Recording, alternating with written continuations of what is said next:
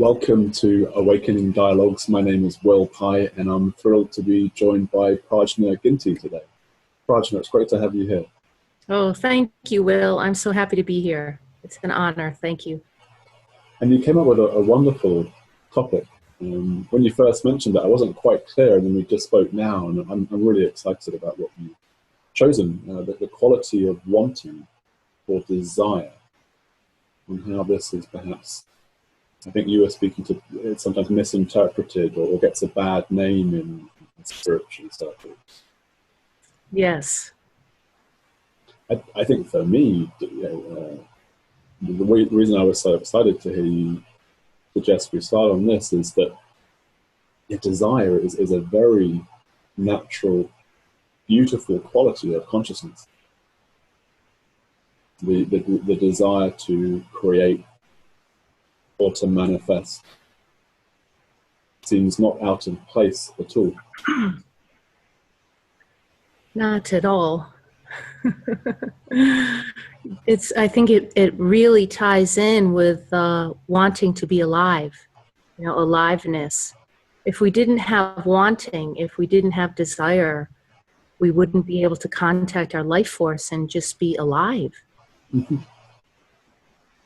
That sort of points to that notion of it being that moving forward, that becoming, that expanding, evolving, that cannot not be.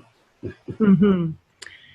Yeah, it can't. You know, there's that very popular phrase by Nisargadatta Maharaj, the neti neti. Mm-hmm. And I think that's related to this in the sense how that gets misinterpreted. Neti neti means to not want, to not want. But in actuality, it means not this perception, not this limited perception through the mind of different ways that we may be able to create happiness for ourselves or be happy. And I think for me, the quality of wanting, and in all of the people that I meet, is so natural. It's one of those feelings that often we suppress or we discount it because we have some kind of lingering idea or misinterpretation that to want something would mean we're going to be selfish or prideful or egoic even. But this wanting, I mean, if you really want with your whole being, you let yourself want, it enlivens so much energy that is just natural to us. And as we start to see more clearly who we are, then we can also see what blocks are in the way of our wanting. Notice that? It like brings into view what the ideas, notions, energy blocks, whatever it is, that is getting in the way of that fulfillment. And I wonder, is it, so in the fulfillment you're speaking of the manifestation or the bringing into... Yes, bringing it forward. Everything from the most practical, ordinary aspects of our life, like wanting to get a driver's license, for instance, or a relationship or anything, because it's really that deeper part of who we are wanting to express itself. And that can include, of course, sex and money, just to throw two very natural desires that certainly would often have an association or a stigma attached to them. Yes, exactly, because without money, you can't live. You have to take care of your relative life. And without sex, you can't procreate. And you're missing a very essential energy force. And to bring awakened consciousness, or to bring our being into our sex life as well, to actually allow this to be a spiritual practice or practice of awakening. To not explore that would be missing out an entire dimension of conscious lovemaking rather than just the physical act. Yes. Yeah, and then that kind of relates to that quality of that's natural to us, connectedness. Mm-hmm. That's another, and unity. I mean, all of these absolute qualities of the absolute are natural within us. And so that to want to feel connection, unity, whether it be within ourselves or with another, is it just feels natural, like it's a very healthy. I absolutely agree. And it seems that knowing or recognition of unity can be variable. So the quality of unity as an experience shifts. And the desiring thus to die to that unity again, or to feel that unity more fully, or to feel that connection more fully. That desire seems as natural a movement of consciousness, as natural a desire as there could be. And it seems it's easy to see it also as a yearning of consciousness itself, or a yearning of God itself. Yes. Consciousness calling itself back to itself. Mm-hmm. And all of the different manifestations of who we are, relating, work, connecting to family, to friends. It's also natural. What's really interesting to me is I work often with, and I think you probably too, men and women who have some form of depression or go in and out of depression. These experiences of just no energy, or feeling that they're off or something's wrong. Mm-hmm. And after I speak with these people, often it's this quality of wanting that is being suppressed. There's a notion floating around that I'm not worthy, or I wouldn't be spiritual enough, or I'm not good enough for this. And I think the beautiful part of it, as we continue to stay in our experience, is that what gets revealed are those notions, so they can be seen. And I've seen people move out of depression because this energy, rather than living here in the head with the ideas about it and suppressing this amazing amount of energy that's in the body, that there just isn't any access to that when you're hooked into some kind of mental groove, mental conditioning.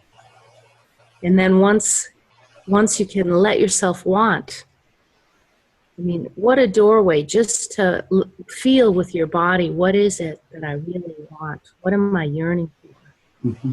It starts to open up those pockets. And to know that it's okay to want, and that want may likely be fulfilled. Yeah, that you can have what you want. Yeah. I imagine, I know from personal experience with depression, that the wanting something and believing it's not possible, believing that this isn't a world in which we get what we want, that can be a very foundational cause of the depressed experience. Mm-hmm. Yes. So that's a really, and that's the very word depression. You use the word repression. It sort of points to that, not allowing something to express, not allowing something to flow. Mm-hmm. Yeah. Yeah. And that's one of the aspects of awakening that I think is so important, because it kind of takes a lid off of suppression, Mm-hmm. As one of the aspects. But, you're speaking about your personal experience, and I just want to say how I became so interested recently, over the past year, in this quality of wanting, is because I too was one of those people that didn't really let myself fully want, fully manifest certain things that I knew in my mind I wanted, but I had an idea that for whatever reason I couldn't get it because of my family situation or whatever.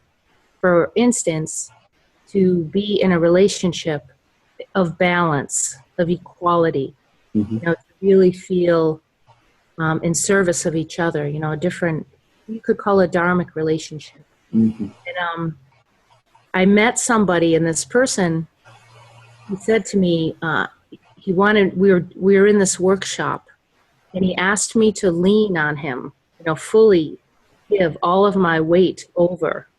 And it was so difficult initially for me to do that, because I thought there's still this residual idea that I can't really lean all the way on other people. Mm-hmm. Like, would somebody really be there to support me?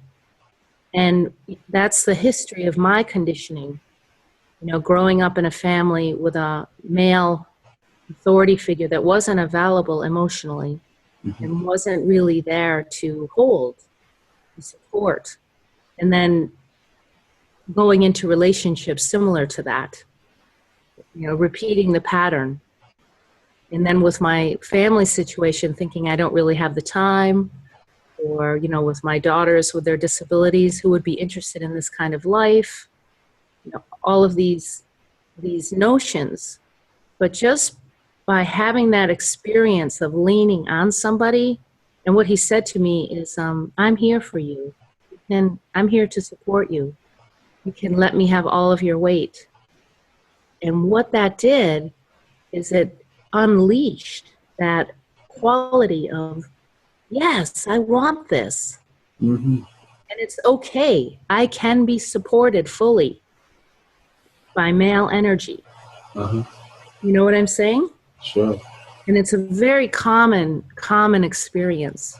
I was going to say, I imagine for mothers especially, that would be Yes. a common conditioning to encounter. Yes, and anybody who, you know, just with the male energy, including men, if your conditioning is to grow up in a life stream where you don't really have that paternal support of the male figure, he's absent for whatever reason. Mm-hmm. Illness or addiction or whatever it is, their own suppression. Mm-hmm. And, you know, then to repeat that pattern as if it's what's meant to be. and then discount these feelings when they arise. So just being able to experientially meet with another person as you're speaking in relationship, which is why I also think relationship is such a beautiful thing, because Mm-hmm. you can meet in whatever's unfinished, what hasn't completed itself or healed itself from these earlier conditionings or patterns, can complete itself. Mm-hmm. To come into openness, to join together with another in openness and transparency. And then to see, wow, I didn't even know that I was holding this idea. And then to have all of this energy burst forth about, of course it's okay to want, of course. And the aliveness that comes with that. Yeah, I feel that sort of vibrancy, the vitality.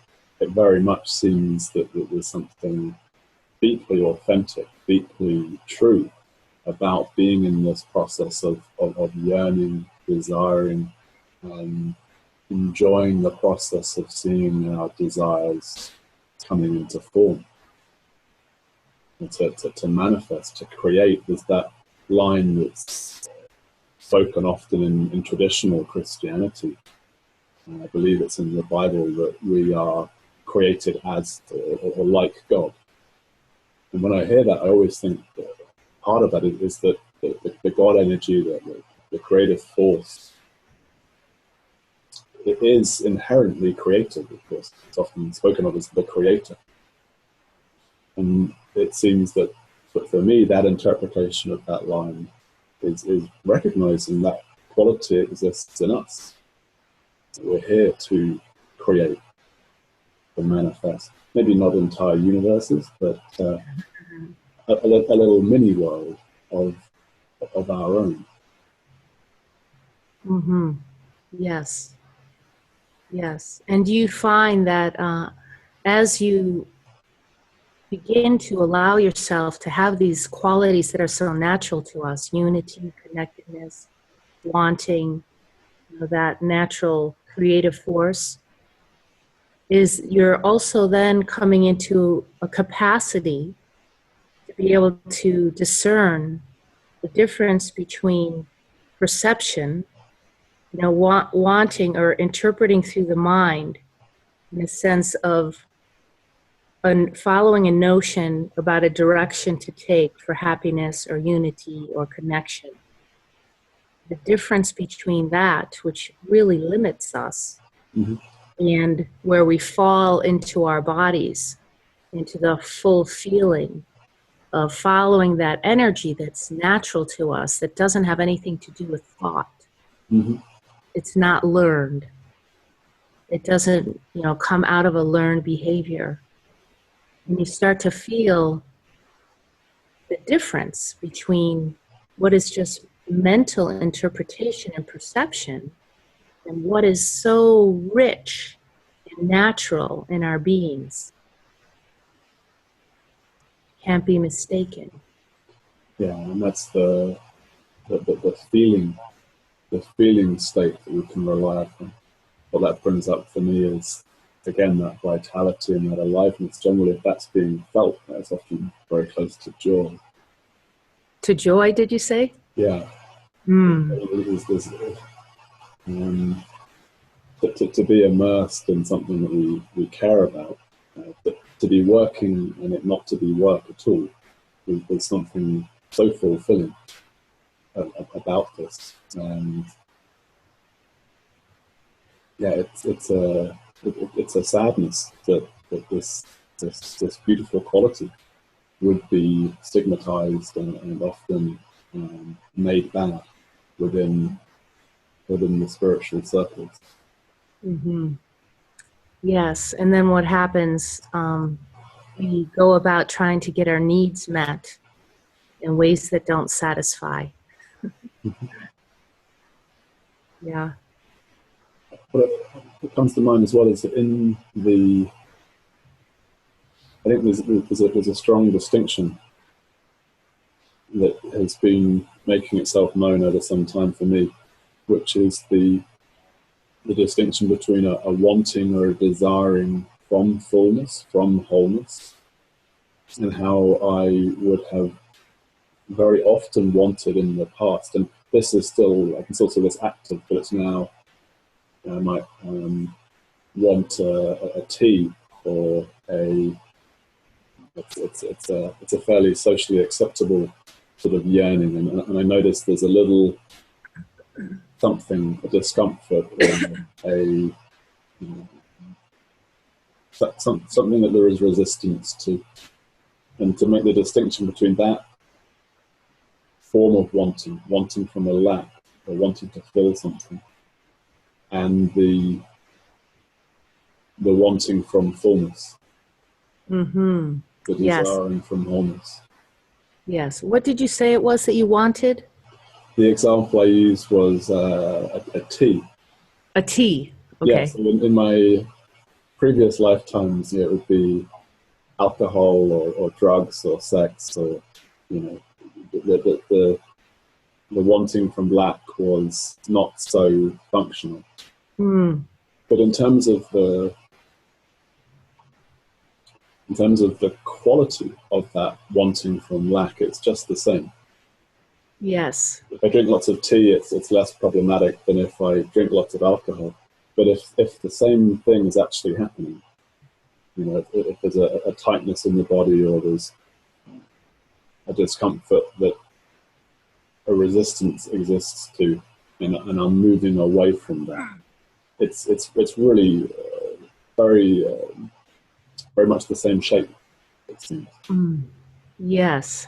Yes. I can resonate with that. I'm really glad you're bringing it forward. Yes, that idea that something is missing. Yes, that sense of lack.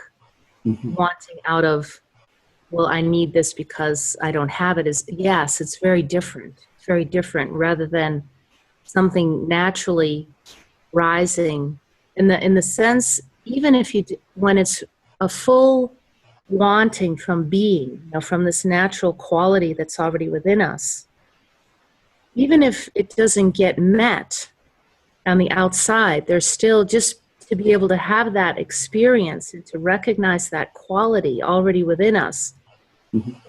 is a satisfaction in itself. Yeah. It's self-fulfilling. Yeah. And it's a bonus. It feels like it's a bonus to actually, on the outside, have something come out of it. And Uh-huh. then when it does, it's very rich because we're not attached to it in a sense. We're not grasping or holding on to it as we would if we were reaching out from a sense of lack. Mm-hmm. Yeah? I like that distinction of the desire's fulfillment, or rather to frame the yearning. What I hear from you there is to see that yearning, that desiring, as not just something beautiful in terms of the manifesting, but in and of itself, the actual movement to manifest, to create, to yearn, to desire, that in and of itself has use the word self-fulfilling, I think. Mm-hmm. Yes. Yeah, it's because it's coming out of completion. It's coming out of already feeling complete. Yeah. So everything becomes a cherry atop the cake, or the icing on the cake. Yeah. Yeah, and I think also we're coming really close when we come into these qualities that are natural. I don't want to represent this term either because I think it gets misrepresented, but to be in a flow with life, mm-hmm. in a sense, when you're really reaching deep inside of yourself or falling more into these absolute qualities that all of us contain, we are coming more into a natural flow. So even the manifestation could be, it's a mystery still. It isn't an agenda. Mm-hmm. It isn't something particular that we're really reaching for on the outside, let's say, in the manifestation. Because this comes from such a different place.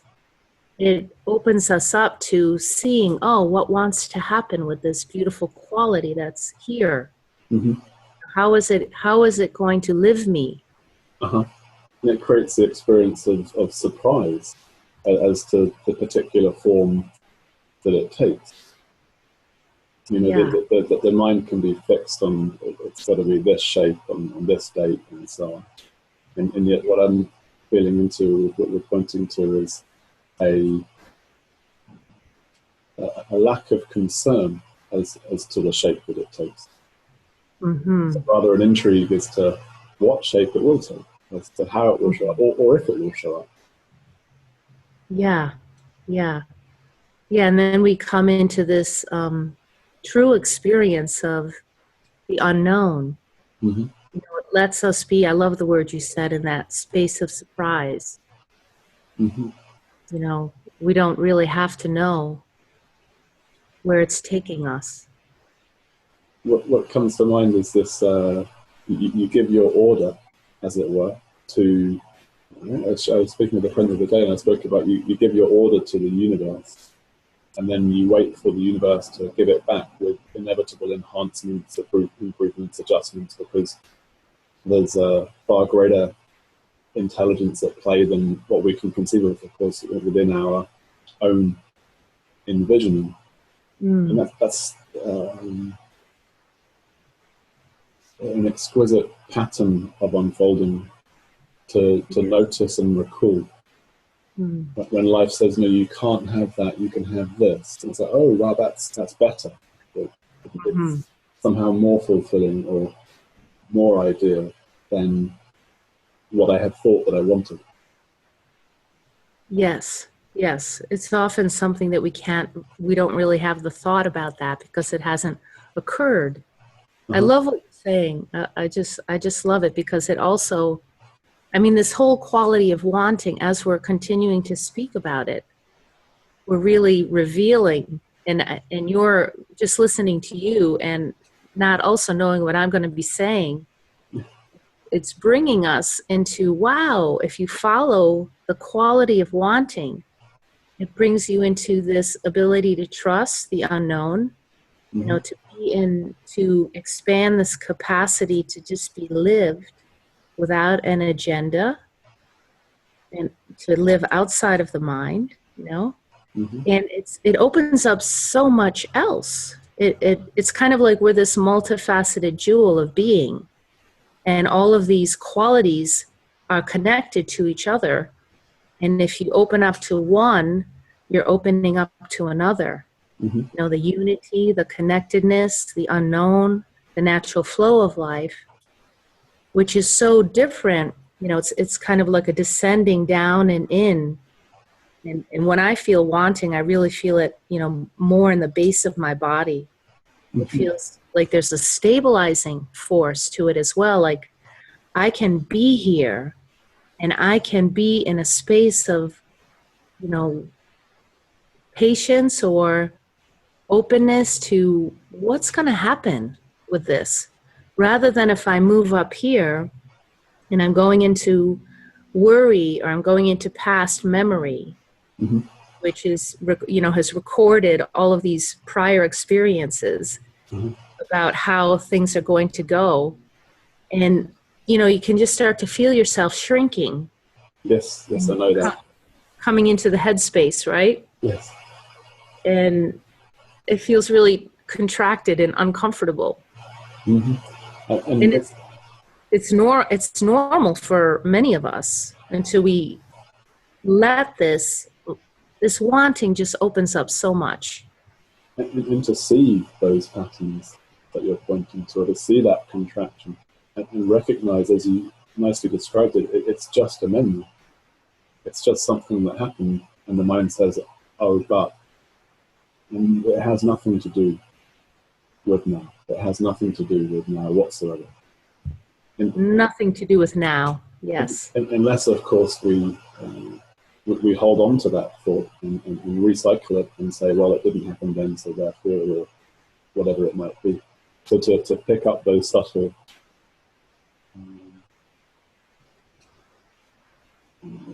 hindrances or obstructions, we would place in front of ourselves. So what I hear is that there's the expansion, the self-fulfillment of desire and yearning, and then there's that contraction of, but it cannot, or it did not.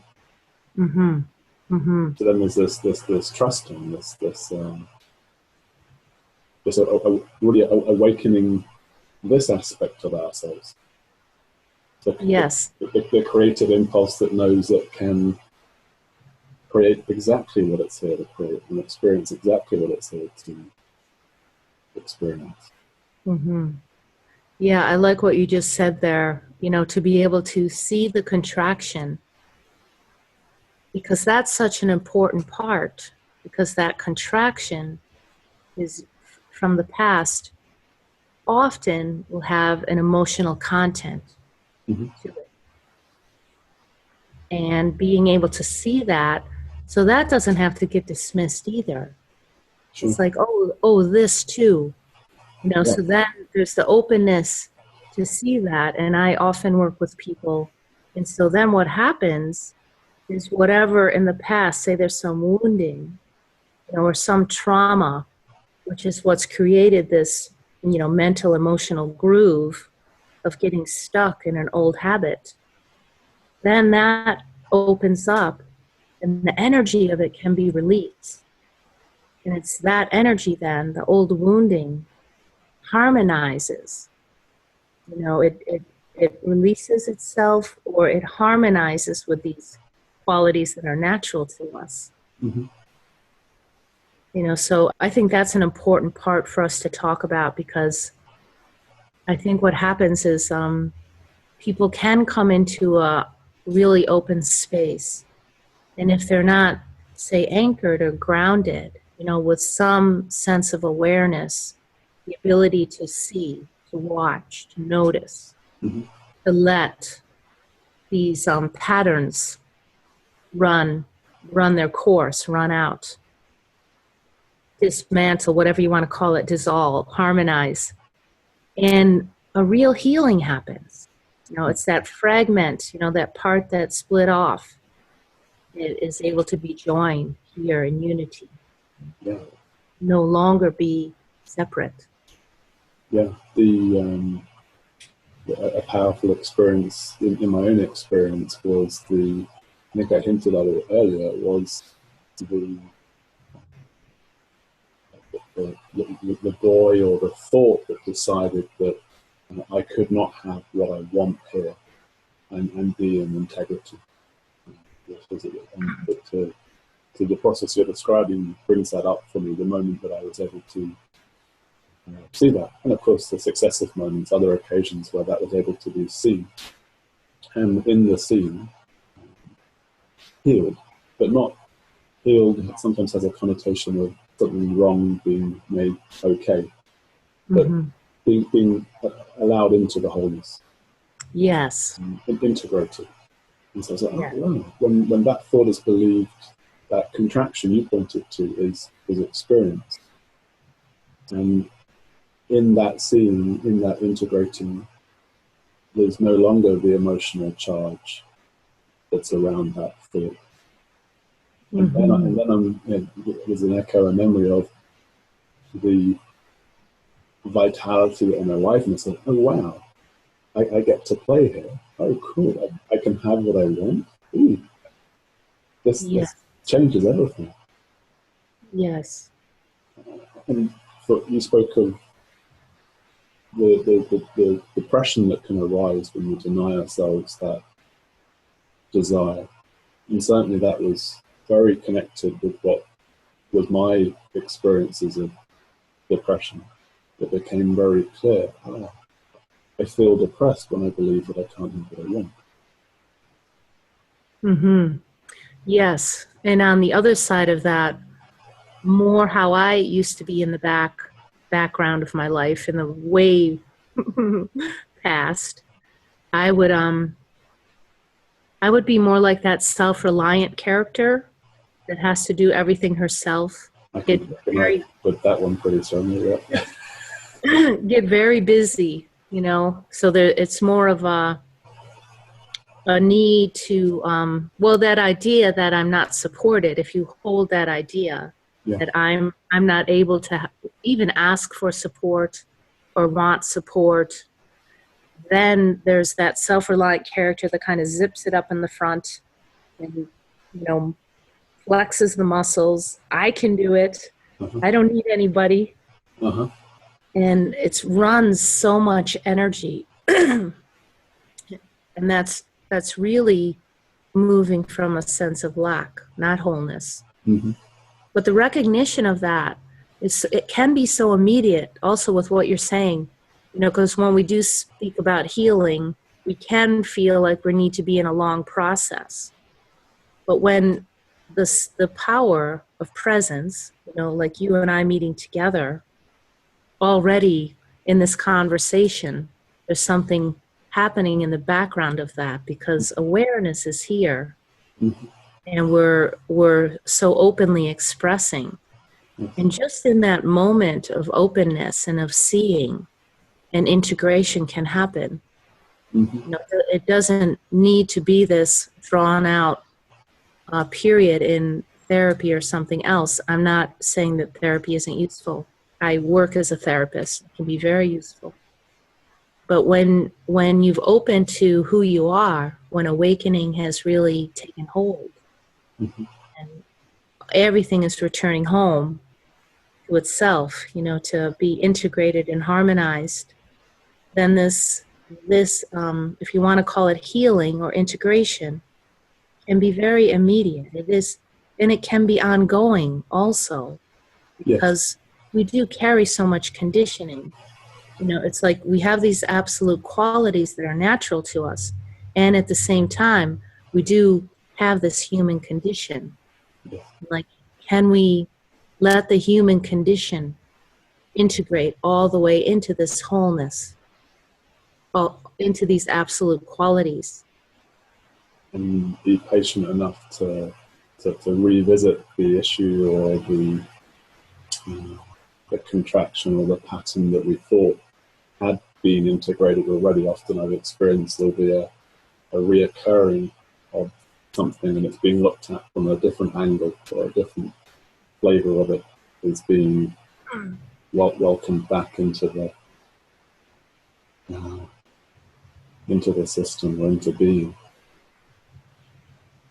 Mm-hmm.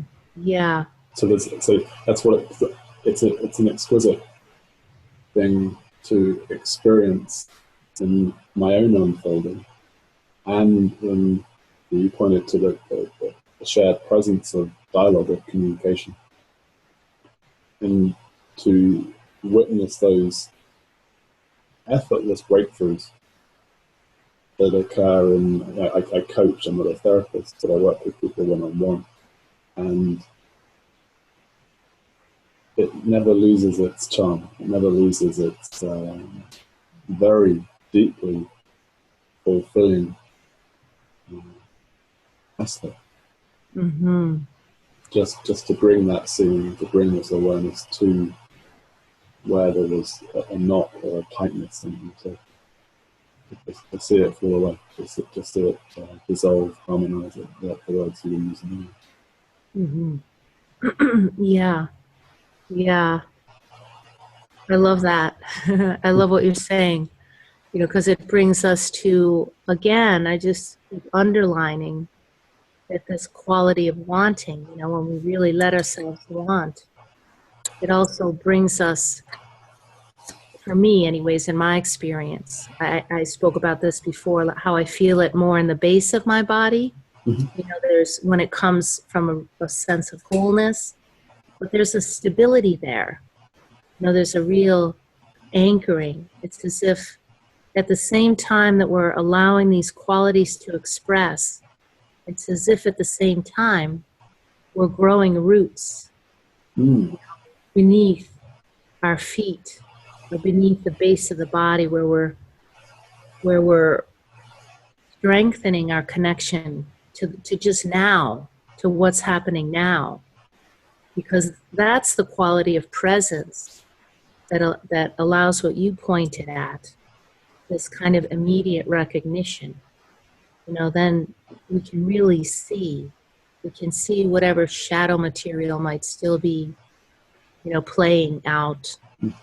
We can see what old conditioning is still arising, and still kind of confusing clarity. And I love it, because what I do notice is that when I don't feel anchored in my body, when I don't feel like I'm settling into the stability of awareness, of being, that I can, a tendency to get topsy-turvy. Mm-hmm. But here, as soon as you let yourself sink, and I think it's related to the quality of wanting. Like the wanting allows, help, or supports the sinking. Yeah, yes. It supports the sinking into the body, because it's not coming from lack. It's coming from wholeness. I like that. Yeah. I like the roots being made. That brings to mind for me the connecting with the earth, with the body, with the being here nowness of the human experience. Mm-hmm. Yeah. Which just is so interconnected with the wanting. Mm-hmm. With the desiring, with the yearning. Yes. Yeah. Yes, because we're always going to have this human form, right? As long as we're here, we have our humanity. Mm-hmm. And if we sink into these qualities that are natural to us, we do develop this anchoring, this rootedness. And how I feel it, and I didn't always feel it this way, but the more that I let myself embody these deeper qualities, It's as if I'm able to stand up more like a tree, in a sense, Mm-hmm. you know, strongly rooted in the here and now, that isn't influenced by the past, as you were speaking, but it's really then we're able to perceive the actuality of whatever is happening for us right now. It's Mm-hmm. as if the filters of the past, the filters of old perceptions aren't there. And the energy that then it frees up, because, you know, I have a fairly intense life. I think we all do. But I take care of children, my children. They're 19. I'm still taking care of them. They're not going to be leaving the nest anytime soon. And I'm in my 19th year of this. And I'm more stable in it because I've had to address so much of not only my own personal humanity, but this kind of collective humanity, how life gets organized out of lack or problem, and how we label and define things. Mm-hmm. So I've had to really come out of all of that, you know, the way of how we can label a situation as a problem, Sure. and it gives it a weight. It makes Mm-hmm. it make it almost a burden. But now, you know, so over the years, so much has opened, so I can just be here now with it as it actually is. And when we're with anything as it actually is, it's not a problem. Uh-huh. It's the little thought in between what is and our experience that creates the problem. Yeah. It's a revelation to delight in again and again and again and again, that the circumstances as they are fine. Mm-hmm. You know? And it's, as I say that, and that's not to deny the validity of resistance or the difficulty of experiencing grief, or the difficulty of experiencing our own pains and longings and discomfort. But rather it is to have compassion for that, to point to that place within us where we can be okay. And I know that you've been on the, as you point to, I would agree from what you've shared. You've written a wonderful book about your life, a higher degree of intensity. So I think we can, both in our own ways, speak from how that's been found to be true in circumstances where it's been tested. Yes. Yes. And yourself as well. Yeah, I've been, I haven't had such advanced lessons, I think, because they tend to be just, I had an intense experience the other day that lasted for a few days, and I think the caring for others is a more ongoing, lesson. I think we're pointing to the same thing, that the experience as it is. Yes, and I think the point that you made too about not denying resistance or grief, and I think that's really points to the earlier part of our discussion about how we can perceive through our mind and through what we've learned. You know, so say for instance, if you have a child born to you that has a challenge that is, you know, the idea can be, well, this isn't how children are supposed to be, or anything. Say something comes to you, a relationship where somebody is ill, or you lose a job, or anything like that. You know, the immediate reaction can be, wow, this is absolutely not okay. This is not how life is supposed to be. Yeah, it's wrong or it's unfair. Yeah, and the beauty in that, which I have found ties us back again to our absolute qualities within us, is that that kind of response or reaction really points to the fact that we know a lot about rightness and that we deeply care. You know, we know a lot about caring. Mm-hmm. We know a lot about aliveness. So if something is perceived to be off, that again can direct us back inside to, oh, what's really wanted here? And it kind of, it's like it brings us home to mother, that attitude of the mother who can embrace that concern, the resistance, or whatever it is that wants it to be different. And she doesn't push that away, but she, you know, her attitude is, but of course, of course you want it to be different.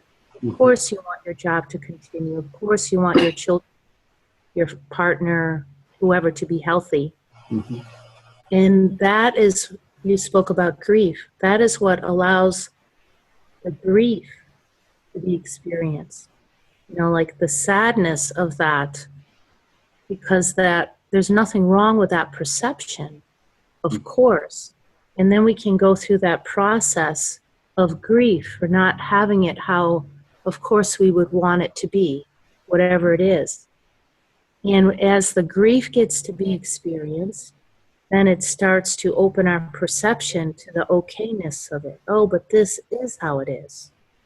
And we start to move into a process of being able to integrate. Oh, but it is like this. This is how it is. And I can have all of my feelings about that. Mm. I think that's such an important distinction, because so often there are so many, when we speak of the capacity to meet whatever is with ease, to say yes, to lean into pain or discomfort, very often the mind will make a new whip to beat ourselves with, that it's not okay to be in resistance, or it's not okay to not accept. And I love what you point to there, because it's actually in the unresistance to the resistance, or the being okay with the unokayness, that actually allows us to reach that point of being okay. Yes. Or being free from the resistance. So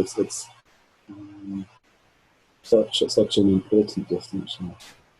Mm-hmm. Yes.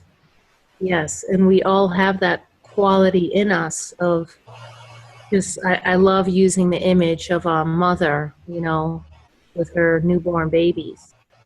Whatever the little babies are experiencing, she's not going to say, oh, you shouldn't feel that way. Yeah. Not going to push it away. Whatever it is, if they're happy, sad, kicking around, you know, her attitude is always, but of course. Yeah. You know, but of course. I often offer this to clients as an anchor to bring that mother in. You know, if the infant pees on the floor or poos on the floor, and we don't tell them what a bad, well, hopefully we don't tell them what a bad boy they are. Or we, but, oh, okay. There's a softness, a sweetness, and so to bring that same mother in to our own inner children, our own moments of weakness or lack of strength. Mm-hmm. Yeah. I love you said softening. Softening, just to be soft. Yeah. You know, the beautiful quality that also we all have. You know, as soon as there's permission, there's a softening. Mm-hmm. Yeah. And in a life that can so often be experienced as hard, it's a gift to share, a blessing to bring, to bring softness. And what came to mind around, I think I want to speak to around this desiring and wanting, and it sits alongside the softness as well, is how we are collectively, how we as particularly beings in spiritual communities and spiritual groups, how we have a responsibility, in my mind, to contribute to a more functional world, to play a role in the in the creation of something more beautiful, to yearn for that. Charles Eisenstein has that wonderful expression that the more beautiful world that our hearts know is possible. And there can be a softening and acceptance of all the mess, of all the chaos, and also to honour the desire for a world where a corporate elite don't rule the roost at the cost and the expense of the majority of people. For example, or to yearn for a world, to desire a world where we look after the air and the water that our life depends upon. These seem to be very authentic desires. Yes. It seems there we started the conversation. I think you implied that very often any desire or yearning has a stigma, or it's discouraged in spiritual circles. And I think often the desire to make the world a better place can be very strongly derided or dismissed as egoic or resistance and all sorts of things. And a clarity that's arisen for me is, if we say that the only thing that matters is realization, is awakening. When we see a world that is set up to deny that experience, if we look at culturally, materialism, religion, so many of these societal structures would deny even the possibility of awakening, of realizing ourselves as one with God or the Creator, or deny even the validity of altered states of consciousness, and so on and so on. What I feel is, I see that focus on realizing the self and self-realization. It has to actually include, in my mind, the whole world. It has to include working towards a world where more people can have the time and the cultural narratives to explore consciousness, to explore their own deeper truth and expansion. And I feel a liberation in that for me over the last few years. I noticed how I picked up that conditioning from some spiritual groups, and it's a very authentic part of my makeup. Desire that more beautiful world, and I want to play some role in being a vessel for its manifestation. Yeah. Yes. Yeah, it's that opens up a whole other, many other conversations that are contained with that. I hear so much. But yes, I love what you're saying, because I think to really be beyond the world, you have to be in the world. Yeah. That's the very same phrase that often comes to mind for me as well. Yes, to include everything. It just this wanting includes everything. I love something that Bernie Sanders said. He was on an interview, and somebody asked him what he thought spirituality was, or what was it to him. And what he said is, we're all in this together. We're all in this together. It's about the people. It's about all of us. And I love that, because it really reminds me of other discussions about the next Buddha being the Sangha, being the circle. How we're really coming into I feel it all around me. I mean, it's really, I'm not drawn to holding myself as a teacher, where somehow I am somehow different. I don't feel that in the least, and I can't present that way. So I hold all of my groups in circles. Everything is a circle. There's a sameness. We're brothers and sisters in this together. And we all bring such a different experience through our own lives and how we're impacted by different happenings in the world, you know. And I remember I was part of an ashram many years ago, and there really was this attitude of not being involved in the world at all, and kind of making a division between, let's say, what you might have called activism and spirituality. And I feel and see a beautiful marriage. You know, they're side by side. And it all also is pointing to what we've been talking about. I mean, we can approach from a place of something is really wrong and lacking, and we need to fix it. You know, we can come out with this kind of energy that it's wrong and we have to make this better. Or we can come out of our fullness, out of our wholeness, out of the naturalness of who we are, and express. And when we express that way, we really are holding hands with each other. You know, we're cherishing ourselves, we're cherishing our people, we're cherishing our land, our resources. They're not separate. And holding hands with life itself. You know? Yeah. I love what you're pointing to there. For me, you know, we're creating this organization, Love and Truth Party, that's attempting to create that very marriage you're so eloquently pointing to. And the idea of a change organization that knows all is well.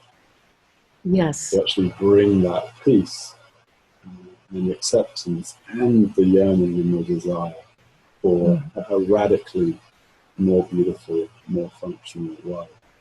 That for me was a beautiful thing indeed. And I sense, when you speak of senselessness, I think it's something that is emerging in the collective. It's a beautiful time to be alive. It's a very lucky time to be alive. I really feel as many challenges are being presented with our resources, with our land, with different cultures and tribes. I mean, I know that you have some experience also visiting Peru and other places where they at one time, well, all of us at one time had such a deep connection to the earth, to our land, to the rivers, to the lakes. And what I find is when you get into this materialism, if you're really holding on to that as a place to be happy, it is a disconnection from the resources that are actually living us. You know, the interconnectedness of all things, and how I feel such a strong calling in so many people.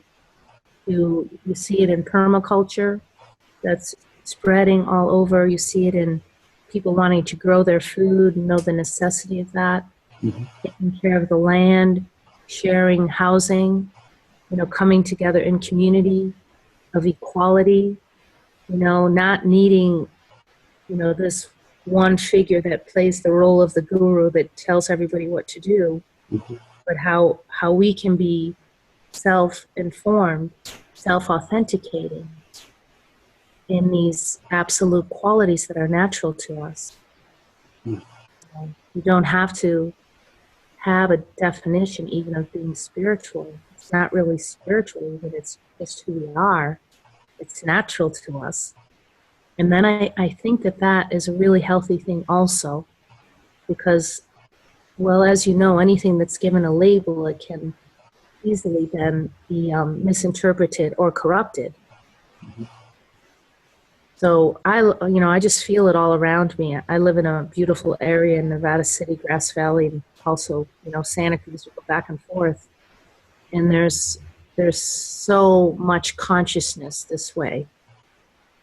It's been emerging and unfolding, and people are really coming into a sisterhood, brotherhood relationship with each other. We're all in this together.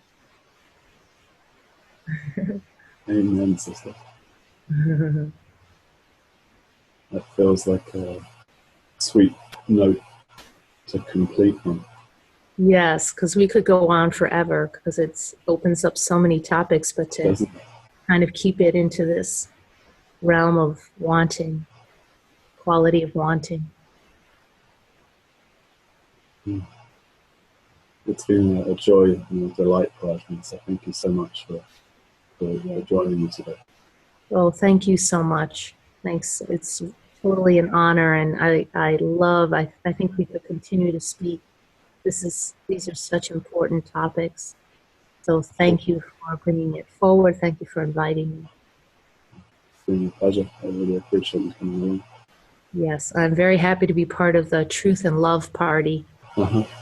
Love and truth party, but hey, truth and love and truth. It's all very much one. Yeah, I think life is in there too somewhere, right? Uh-huh. Life and laughter. Uh-huh. I hear you talk about laughter a lot, so. I am a fan of laughter. I think it's definitely a key element of awakening that's sometimes underplayed. Yes. Well, thank you, and enjoy the rest of your day in Santa Cruz or in Glasgow. Yes, thank you. And you're in the UK. Enjoy your day, and I'm sure we'll speak again soon. I look forward to it. Okay.